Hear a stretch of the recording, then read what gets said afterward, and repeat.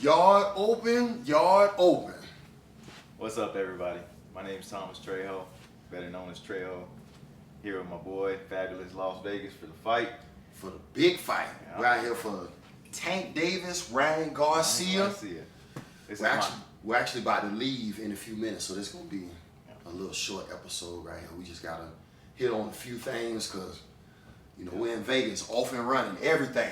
Yeah. Boom, boom, boom, boom, boom. It's a big night for me because I'm a boxing fan. This is the first fight I've ever been to in my life, an actual big name, real fight, and I'm in Las Vegas with my boy. My heart's with Garcia. I think Davis is going to take it because he's got the angles, but only time will tell.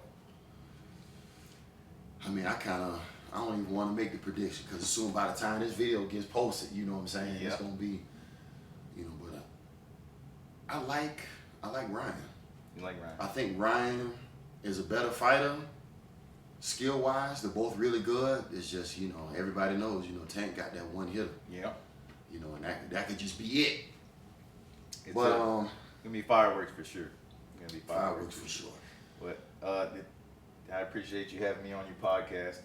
Real quick, Sure. How me and JR know each other. I went to prison when I was 22 years old. Sentenced to 9 years for conspiracy to distribute, manufacture ice. Got out half a decade later, 27 years old. I ran into a guy. Me and him became friends, and I met JR through him a few years ago, and we clicked. Been hanging out ever since, and he had it in his heart to invite me to the fight. And now we're here on the podcast. So, on the subject of friends, this is something that me and you were just talking about. We ran and got I got a cup of coffee. He got some tequila. Tad bit hungry. For us it's first thing in the morning, but it's really almost 5 o'clock in the afternoon. Last night was a long night. That it was. Yeah, I'll post some of that, so you guys will see what we were up to until way past the sun came up in the morning. But on the subject of friends, what do you think is important? We'll say this. What did you learn in prison about who your friends are, how to select friends, what attracts you to a friend? This is a lot of questions, and what to stay away from. So it's actually a very good question. And so in my years that I did in prison, I wouldn't give it back for anything. If I could go back, I'll keep it. Because I was either gonna get killed or kill myself before I went to prison. Yeah. It was a blessing. And I had no education, didn't know where the hell I was going. I had nothing going on. So when I went to prison, luckily for me, you were in state. State's a lot rougher. You're in there with the killers, the murderers, the rapists, the arsonists, and things like that. Federal prison got a bigger population of intelligent, wealthy businessmen, CEOs, white-collar crimes, things like that. So when I went in there, I made a quick decision. I was like, all right, Trey, you got 9 years to do. You're about to do a decade in prison. You better make it useful. So I started studying people when I was in there. And I noticed, I made the decision that I wanted to change my life and change how I walked, how I talked, how I thought. And how I did that is I started hanging around the white-collar criminals, the older white men who stole millions of dollars, the intellectuals, the business owners, that type of thing. So, till this day, I don't know how to play dominoes. I don't know how to play spades because I didn't gamble. All I did was read books. I got kicked out of high school, 9th grade, no formal education. Everything I know I taught myself because I chose to hang around and make friends with those people that were living that type of lifestyle. So everything I know now and the job I have and where I'm at in life is all due to the choices I made about the friends that I let around me. And to answer your question, that's the most important thing in life. You could be single for the rest of your life, never get a wife, never have kids, have no family ties, nothing like that, but the friends that you keep around you and your associates are going to decide where you go in life. Everybody knows the old adage, the 5 people you hang around with are average of who you're going to be, and that is one of the truest things I've ever heard in my life, and I keep it with me because it's true. What's pretty amazing too about the friends I have now, since I've been out of prison, like all of you guys are really successful, and it's a couple of them, who they worked for it, but they didn't, you know, they didn't have to go to the extent that like we did, you know. But man, like these guys are doing really good for themselves. Yeah. You're doing, you know, you've been out. How long you been out? I've been out since 2027. How long is that? 2027. See, that's that tequila kicking in. See, first, that's that. Yeah, that. 2017. Yeah. I'm trying to be older than I am. Okay. Yeah, man. You and about 3 other people that I know that I was locked up with are actually successful, healthy, happy, succeeding.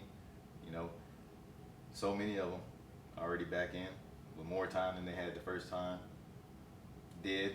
My best friend, my brother, who owned this watch, his mother gave it to me. Me and him were best friends while we were in there.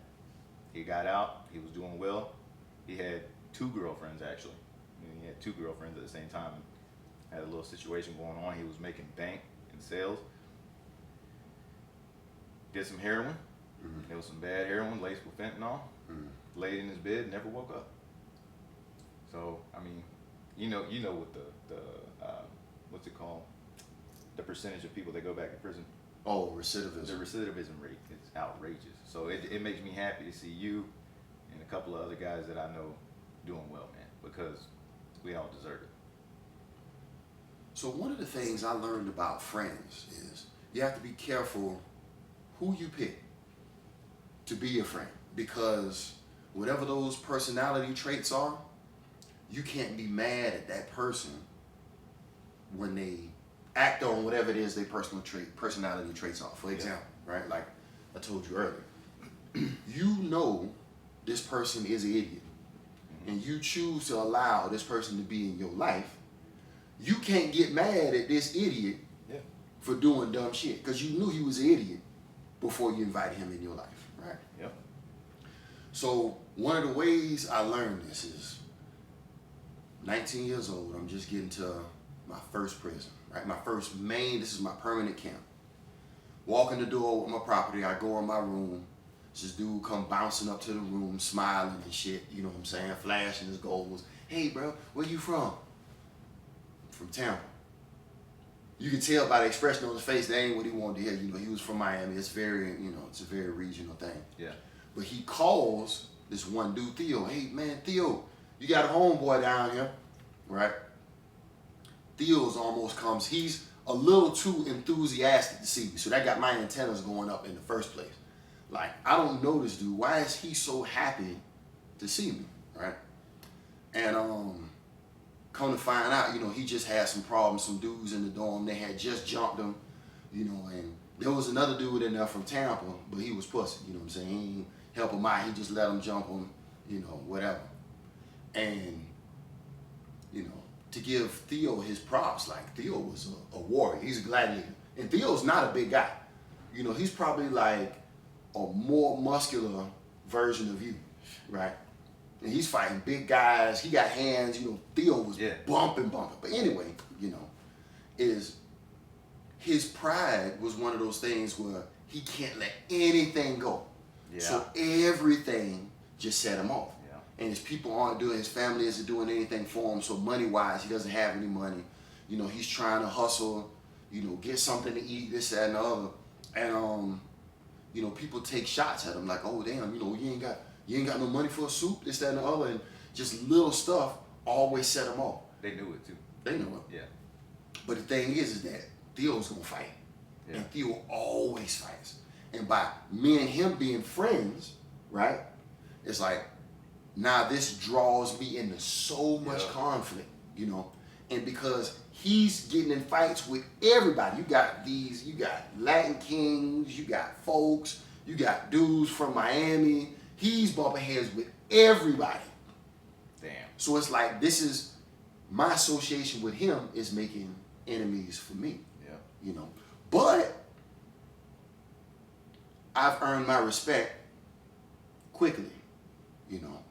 Whether that be my character, how I handle myself, or it's all about character, right? Yeah. It's not just how I carry myself, but when certain situations arise, like, I'm gonna get on a motherfucker ass too, you know what I'm saying? And they know that.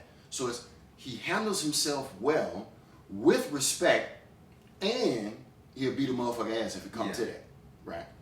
So, but like I said, one of the things I learned is, you know, like, you see what type of person this is. He's a good guy at heart, but this will drag you into a lot of conflicts. Yep. And as the years went on in prison, as Theo, you know, me and him went our separate ways. Not that we fell out as friends, but he didn't have as much time as I did. So he ended up going to the work camp and then going home. My affiliation with people has put my life in jeopardy, right? So, like, I had one friend who, he's like the plug, right? So he has a lot going on. So people are thinking about robbing him, sticking him up, trying to get what he wants. But the first thing they thinking of is, well, we gotta get JR out the way first. We gonna hit him, but we gotta get JR first. And again, how I find out about this is the respect other people have for me. Because now they hear this. Some of these same groups that Theo was bumping heads with, like, these were folks or GDs, you know, depending on where you're from. One of them was like, hey, you know, they planning to hit your boy Tony, but they gonna come for you first. You know, so just give you a heads up, you know what I'm saying? His drama bled into your life. Very much so. Yeah. You know. That's how I had. So, but that's something that, you know, that I learned how to deal. And I had another friend years down the line from, he was from Polk County, from Lakeland, right? I learned from Theo, he had the same personality traits as Theo. He can't let anything slide. Yeah, man. And he loves, the only problem is that this dude, he can't fight, but he will fight. So people respect the fact that he'll fight, but it's almost like an easy win. So they always, you know, they have no problem with him. So he was really drawn to me, and I kept him at a distance, because I don't need your conflict. Yeah. You know what I'm saying? Like, I can create my own conflict, which I usually don't, but, you know, I got enough problems of my own. Yeah.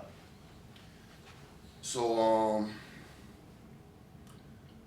that's one of my main lessons, man. Listen, man, if you pick somebody, you know, and they, like I said, you know, if they're an idiot, don't be mad at them when they do dumb shit. I was telling JR earlier is that I learned that lesson pretty early because when I was a jit, you know, when I was a kid, I first started selling drugs. I was like 14 years old. I was green. I was naive, and you know, I had a friend. He was much older, and I used to front him dope. I'd give him drugs so that he could pay me later. I'd front him dope, and on a regular basis, he would screw me over. He wouldn't pay me. He'd disappear. I couldn't find him, and I was dumb enough to do it again and again and again. And then one day he just told me straight up. He's like, "Look, man, why are you giving me drugs knowing that I'm gonna fuck you over? It's your fault. You know I'm fucked up.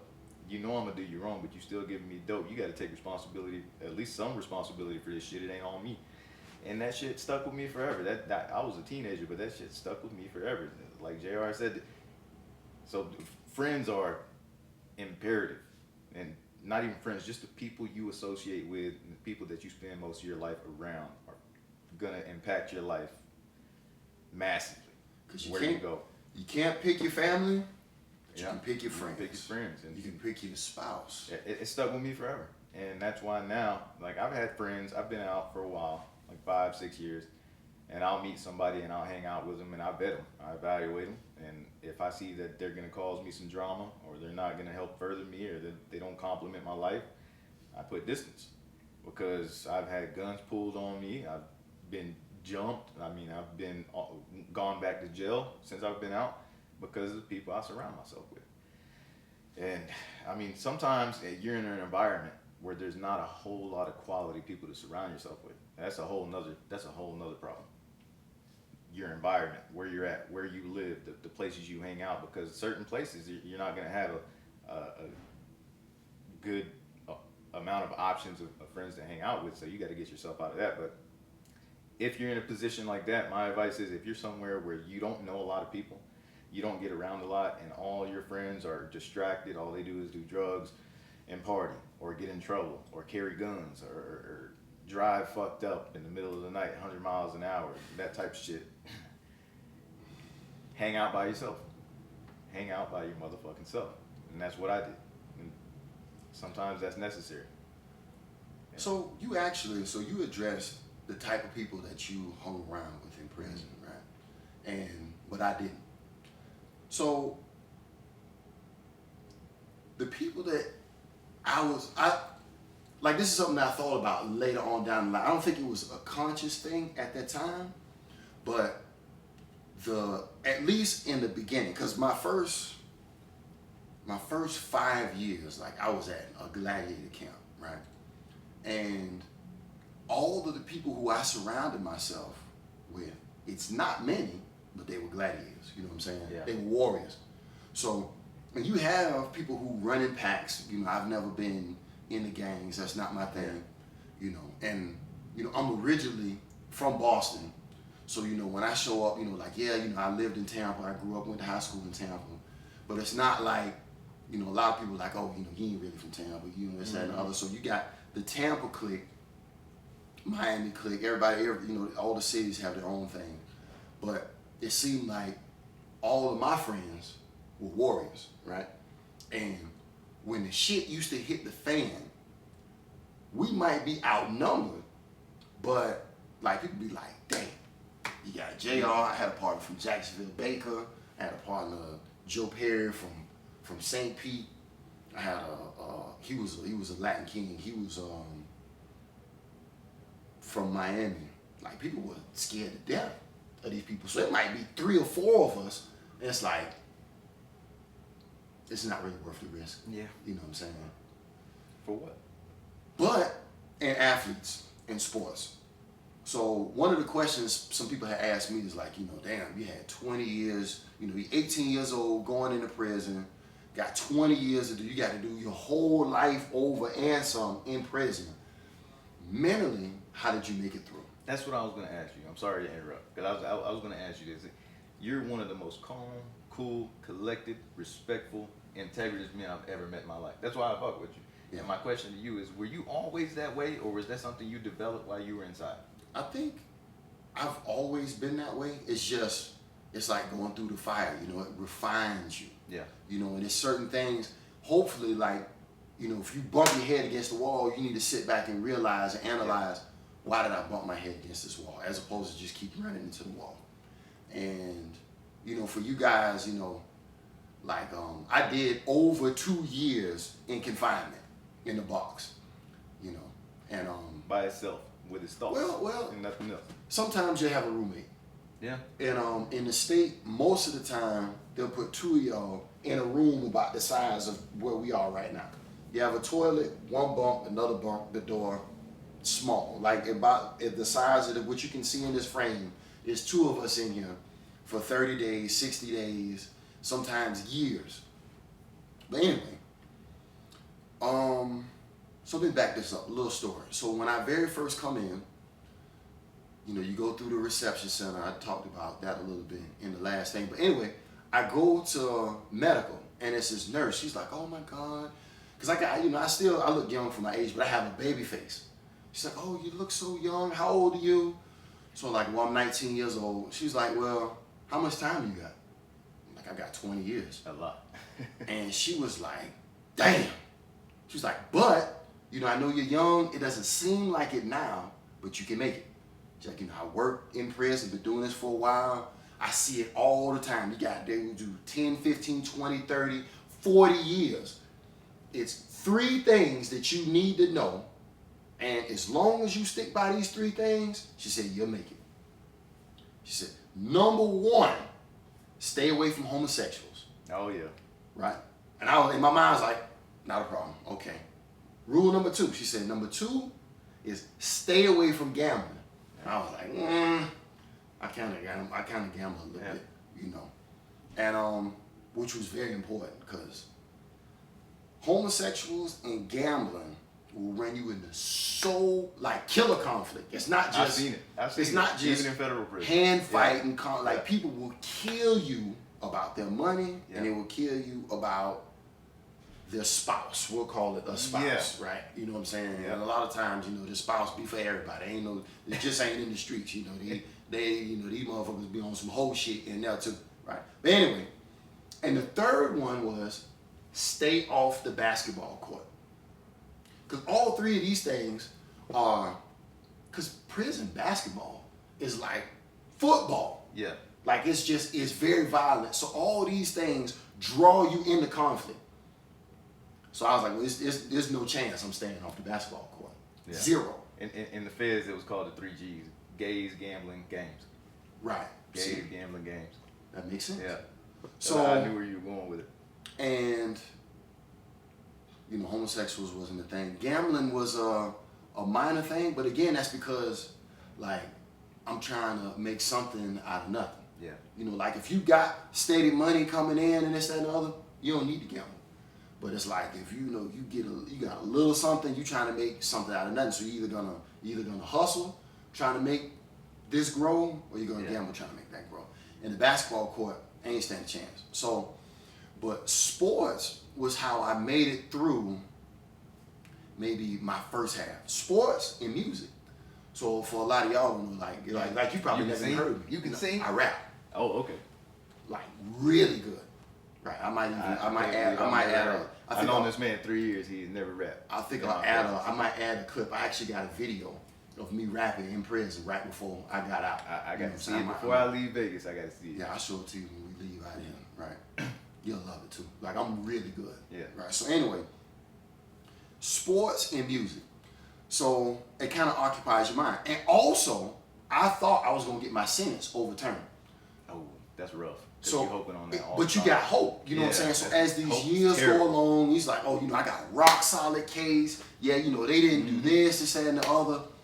And it's crazy how the appeals court don't give a fuck. Not a damn dog. They be like, oh, perfect grounds, this, that, and the other. Bro, that's denied. That's a whole other podcast. Denied. So here it is, your hopes up. Okay, boom, feeling good, got a little hope. Denied. Boom, you back down at the bottom.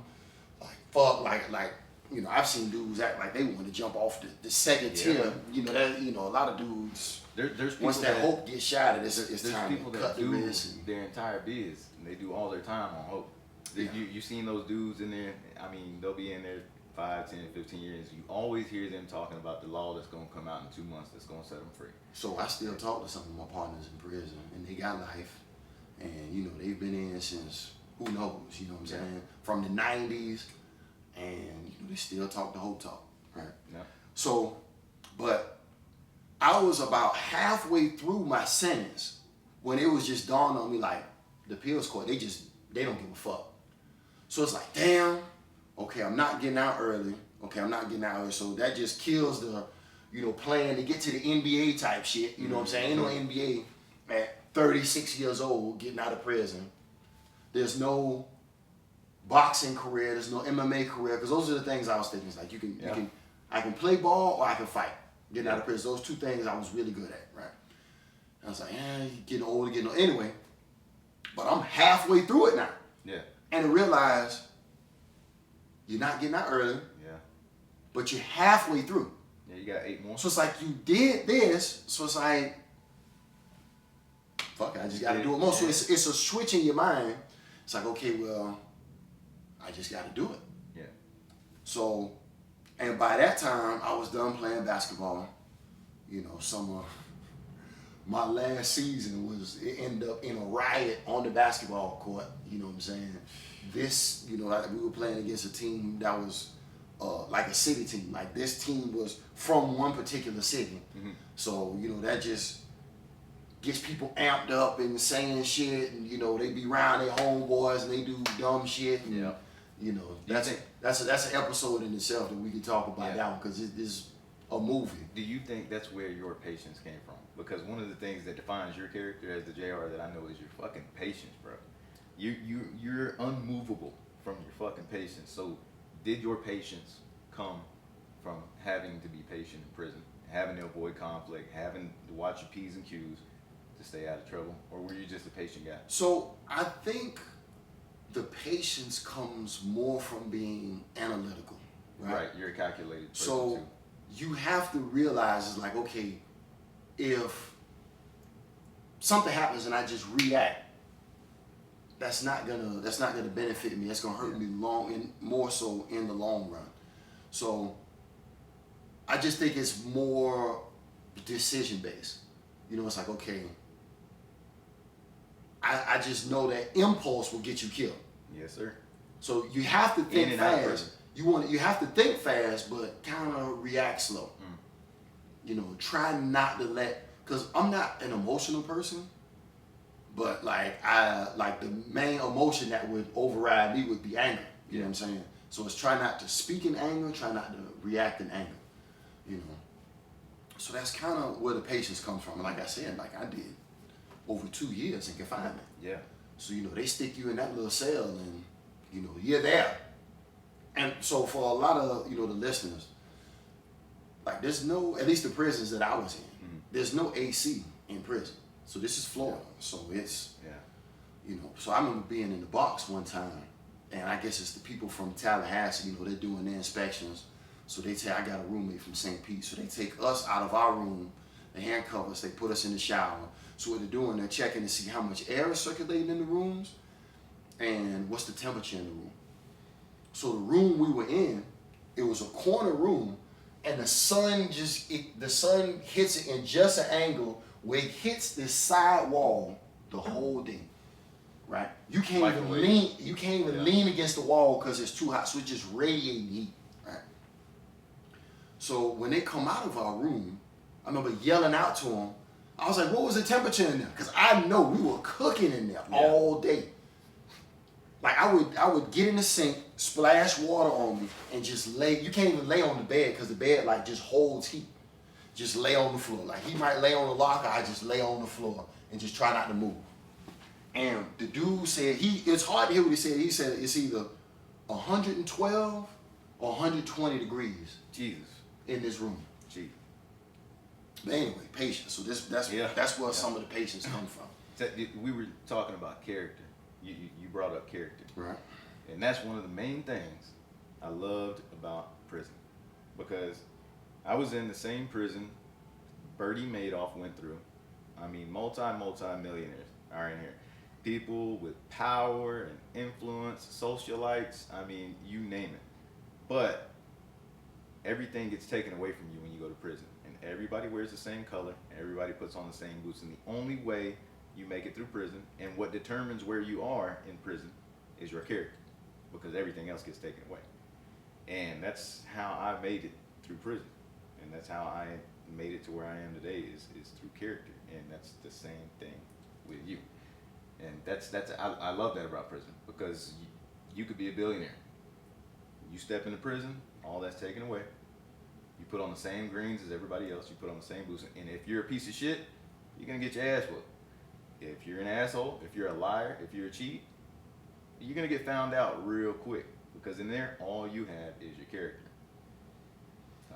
So, I appreciated that. One of the character and respect, right? Because you learn respect too. Yep. If your parents didn't already teach you respect, and the people in your environment, you learn respecting them. Right. One of the things that I thought was fascinating when I went in, you got all these old school killers that have been in prison 25, 30, who knows? They've been in prison since the 60s and the 70s, right? Yeah. They are like supreme gentlemen. Absolutely. Super respectful. And you would never know. It'd be like, oh yeah, you know, he done killed 5, 6 people since he's been in prison. You like him? Because he's super respectful. But the thing is that they know is majority of the time, as long as you treat other people with respect, you have less problems. Yep. You know, you're not inviting problems to you. And at the same time, they know, okay, well, if you disrespect me, then you deserve what you're gonna get because I treated you with respect. Yep. Right. And a lot of people see that with me. You know, if y'all don't know, like I'm 6'5", 260 pounds. You know what I'm saying? People be like, man, if I was your size, I would do this, I would do that. Oh man, you know, a motherfucker wouldn't say shit to me if I was as big as you, this, that, and the other. You know, they have it in their mind to be bullies. Right. You know what I'm saying? But I always have been like anti-bully. Right. I've always hated bullies. So a lot of times it actually used to get me into problems with other people because like, I don't like bullies. You know, and I ain't gonna lie, like I used to like to fight a little bit too, so that might be my excuse.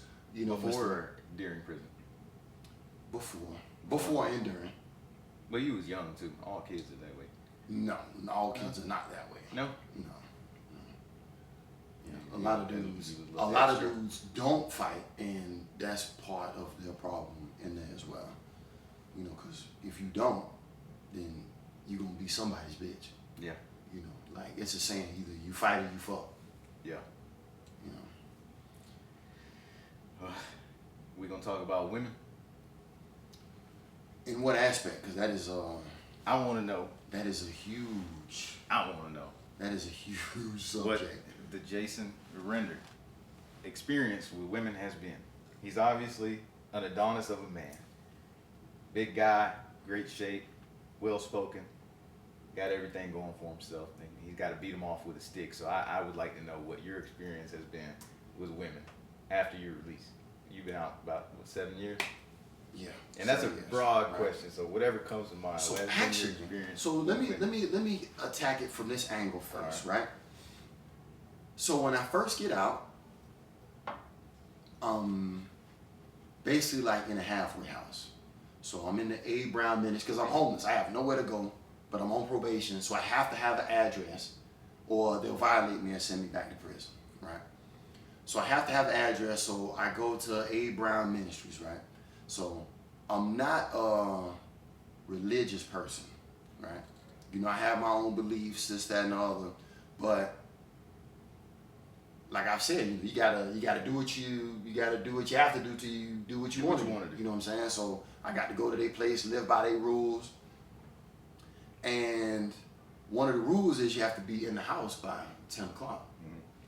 So, and guys, you know, and like I'm trying to find work, so I don't really have time to be out. I don't have a car yet. You know, I'm fresh out, riding the city bus.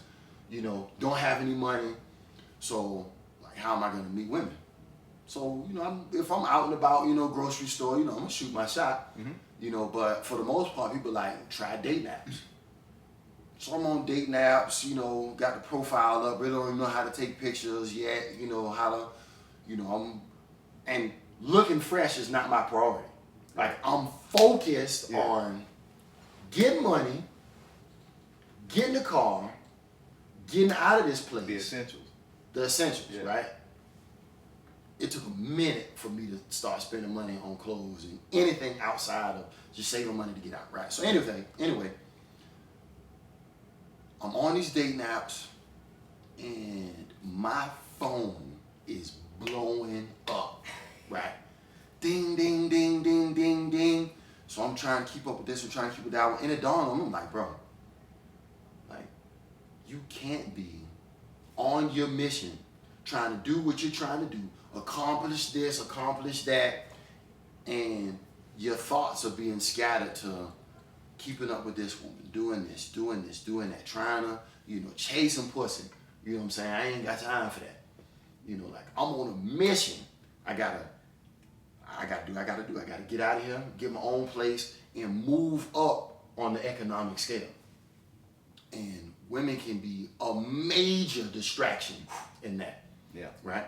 Because even if you find one who's not digging in your pockets, it's still the time aspect. Yeah. A lot of them just demand so much time. The mental gymnastics. And if you're giving all of your time to this woman, then like how are you going to be getting ahead? Unless you just you know, somebody's giving you something. Right. And the majority of men, nobody's giving you anything. Nobody's giving you a damn. Like, you have to work, and then I'm a prisoner. I'm a black man in America.